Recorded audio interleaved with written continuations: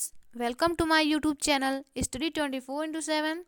तो आइए फ्रेंड्स, आज हम लोग देखते हैं कि अपना पाठ्य योजना 10वां कैसे बनाएंगे, जिसका प्रकरण है हर्यक वंश। तो यह देखिए, सबसे पहले आपको पाठ्य योजना लिखना होगा। पाठ्य योजना लिखने के बाद आप उसमें नंबर डालेंगे। हमारा यह 10वां पाठ्य योजना है, इसलिए हम यहाँ पर 10 नंबर डाल देंगे। आप अपने अकॉर्डिंग यहाँ पर नंबर डालेंगे, ठीक है। फिर हमारा है विद्यालय का नाम। तो विद्यालय का नाम मैंने आपको बताया, जहाँ आपकी टीचिंग लगी हुई है आप उस विद्यालय का नाम यहाँ पर लिखेंगे। फिर आपको 3 कॉलम बनाने होंगे, जिसमें पहला कॉलम है दिनांक और कक्षा का, दूसरा है विषय प्रकरण, तीसरे कॉलम में चक्र और अवधि। यह सारी चीज़ें आप अपने अकॉर्डिंग डालेंगे। और प्रकरण में आप हर्यक वंश और विषय में आप इतिहास डालेंगे, ठीक है। अब हम आगे देखते हैं कि हमें आगे कैसे बनाना है। तो सबसे पहले हमने सामान्य उद्देश्य लिखना होता है पाठ्य योजना बनाते समय। तो सामान्य उद्देश्य में मैंने आपको बताया है, जिसने पहले पाठ्य योजना में सामान्य उद्देश्य लिख लिया है वो इसके बाद पूर्वत लिख सकता है, ठीक है।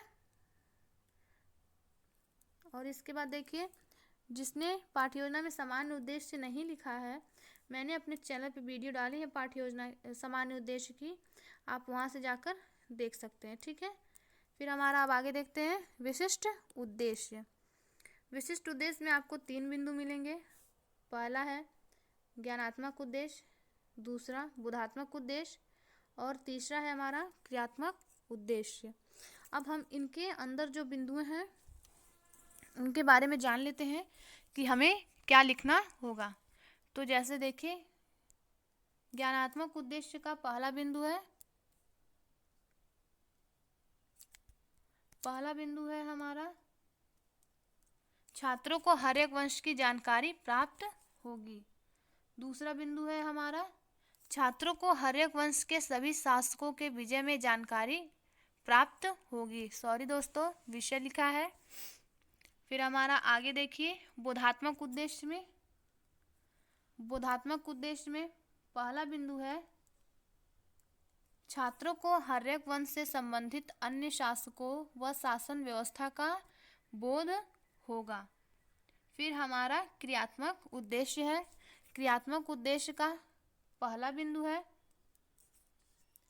छात्र हर्यक वंश का सामाजिक राजनीतिक व्यवस्था की तुलना अन्य वंशों से कर सकेंगे। आगे देखते हैं हम, आपको यहाँ पर शिक्षण विधि लिखना होगा। शिक्षण विधि देखिए, शिक्षण विधि में आपका व्याख्यान विधि, प्रश्नोत्तर विधि, 2 विधि आपको लिखनी है।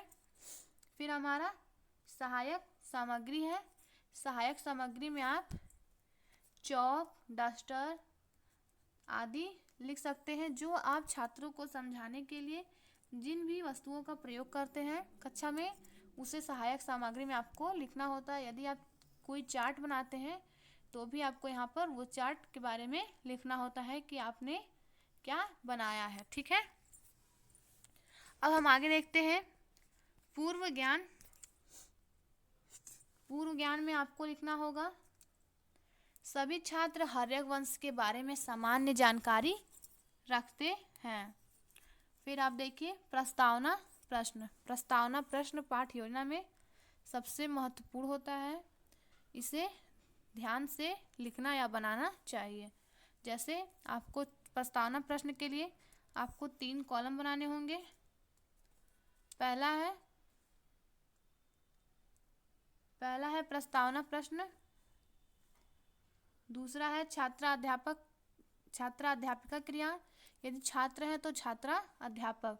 फिर हमारा है छात्र क्रिया, तीसरा कॉलम है। अब हमारा प्रस्तावना प्रश्न का पहला प्रश्न है अजात शत्रु के पिता का क्या नाम था। तो छात्र क्रिया में उत्तर है बिंबिसार।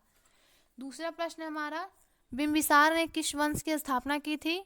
तो उत्तर है हर्यक वंश, ठीक है।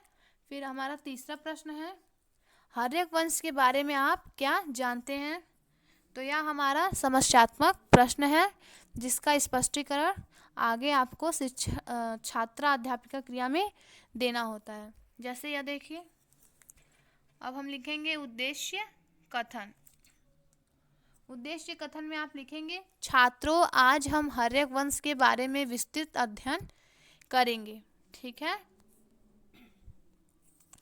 फिर हमारा आएगा प्रस्तुतिकरण। प्रस्तुतिकरण में लिखने के लिए आपको ये देखिए 4 कॉलम बनाने होंगे। पहला है शिक्षण बिंदु, छात्रा अध्यापिका क्रिया, यदि छात्र हैं तो छात्रा अध्यापक क्रिया, तीसरा है छात्र क्रिया, चौथा है श्यामपट्ट कार्य। अब हम आगे बढ़ते हैं, तो आप शिक्षण बिंदु में लिखेंगे बिंबिसार। बिंबिसार लिखने के बाद आप उसकी व्याख्या करेंगे कि बिंबिसार कौन था। तो यहाँ देखिए यह व्याख्या किया गया है, बिंबिसार हर्यक वंश का संस्थापक था। इसके शासनकाल में मगध अपने विकास के चरमोत्कर्ष पर था। बिंबिसार का शासनकाल 544 ईस्वी पूर्व से 492 ईसा पूर्व तक था। यह महात्मा बुद्ध का मित्र एवं संरक्षक था। बिंबिसार 15 वर्ष की आयु में गद्दी पर बैठा था। बिंबिसार को श्रोणिक भी कहा जाता है। इसका अर्थ है सेना रखने वाला। बिंबिसार ने अंग देश पर अधिकार कर उसका शासन अपने पुत्र अजातशत्रु को सौंप दिया। इन्होंने अपनी स्थिति मजबूत करने के लिए वैवाहिक संबंध की नीति अपनाई। बिंबिसार की पहली पत्नी का नाम कोसला देवी था। यह कौशल राज की राजकुमारी थी। काशी इन्हें दहेज में मिला।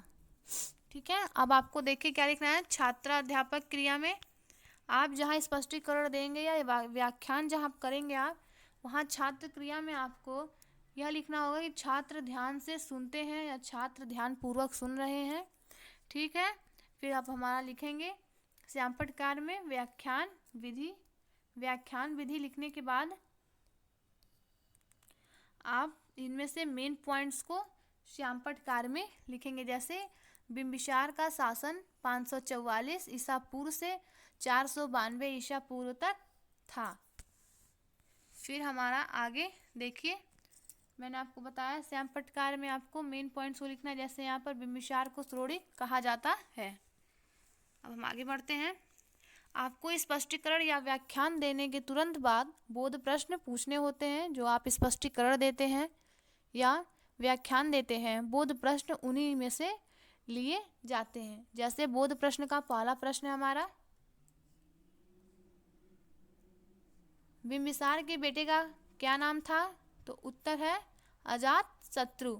अब हम दूसरा प्रश्न देखते हैं, बिंबिसार का शासनकाल कब से कब तक था? तो उत्तर है हमारा 544 ईसा पूर्व से 492 ईसा पूर्व तक। आपको मैंने बताया श्यामपट्ट कार्य में आपको यही चीज़ें लिखनी होंगी। अब हम आगे बढ़ते हैं। हमारा तीसरा प्रश्न है, अजातशत्रु के बारे में आप क्या जानते? तो उत्तर है समस्यात्मक प्रश्न, क्योंकि इसका उत्तर छात्रों को नहीं पता है, इसलिए यह समस्यात्मक प्रश्न है और इसका स्पष्टीकरण या व्याख्यान आपको अगले छात्रा अध्यापिका क्रिया में देना होता है। जैसे यह देखिए,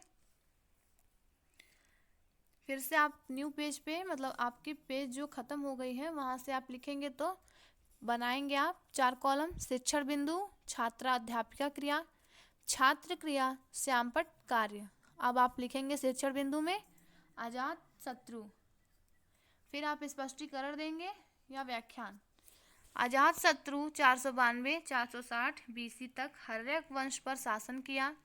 अजातशत्रु अपने पिता की हत्या करके सिंहासन पर बैठा, जिसके बाद उदयन ने अपने पिता अजातशत्रु की हत्या कर गद्दी। आगे मैं बताती हूँ, पहले आप देख लीजिए कि जब भी आप स्पष्टीकरण देंगे उसके सामने छात्र क्रिया में आपको यही लिखना होगा कि छात्र ध्यान पूर्वक सुनेंगे या छात्र ध्यान पूर्वक सुनते हैं, सुन रहे हैं, समझते हैं। ठीक है। श्यामपट्ट कार्य में आप लिखेंगे व्याख्यान विधि। उसके बाद आप नीचे से मेन पॉइंट्स को लिखेंगे। अब हम देखिए आगे बढ़ते हैं। यहाँ देखिए की हत्या कर गद्दी पर अधिकार कर लिया, इसलिए इस वंश को पितृहंता वंश भी कहते हैं। या आपके एग्ज़ाम के पॉइंट ऑफ व्यू से भी यह प्रश्न जो है इम्पॉर्टेंट है। यह पूछा जा सकता है कि पितृहंता वंश किसे कहते हैं, तो आप बता सकते हैं कि हर्यक वंश को पितृहंता वंश भी कहते हैं। ठीक है, अब आगे बढ़ते हैं।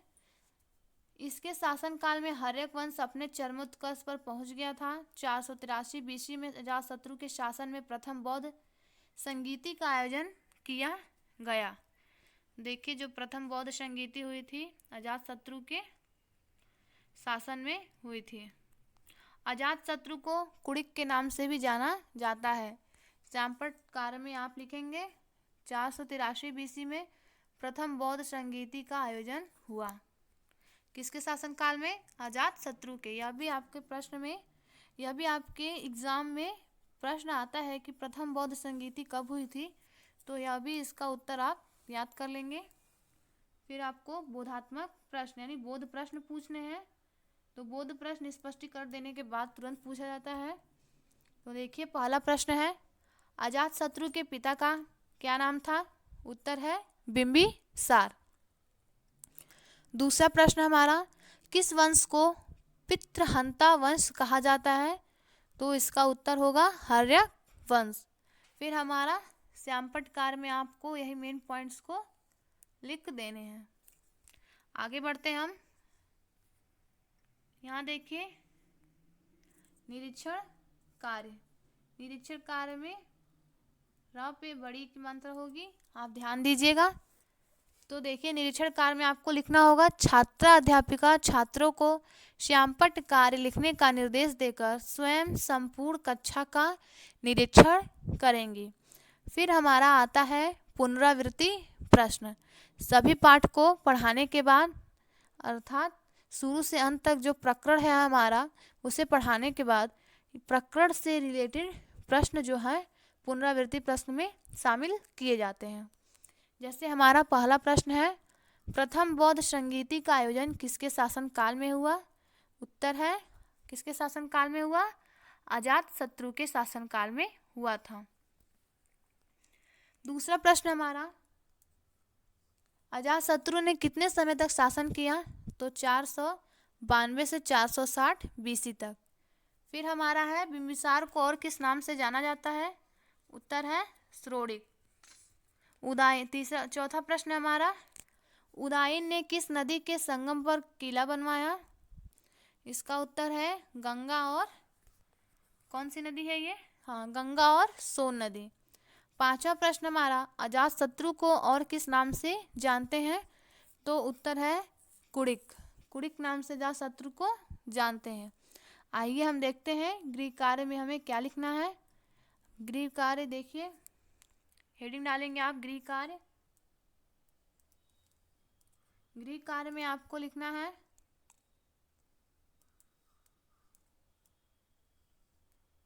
सभी छात्र हर्यक वंश के शासकों के बारे में पढ़ेंगे और उन पर टिप्पणी लिखकर ले आएंगे।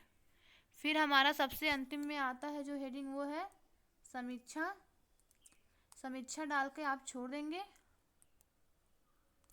क्योंकि समीक्षा में टिप्पणी जो आपकी फाइल साइन करेंगे आपके अध्यापक, उनके द्वारा समीक्षा में टिप्पणी की जाएगी। ठीक है फ्रेंड्स, तो हमारा वीडियो अगर अच्छा लगा हो तो लाइक करें, शेयर करें और हमारे चैनल को सब्सक्राइब करें। ऐसे ही वीडियो आपको और भी प्रोवाइड कराए जाएंगे। तो थैंक यू फ्रेंड्स।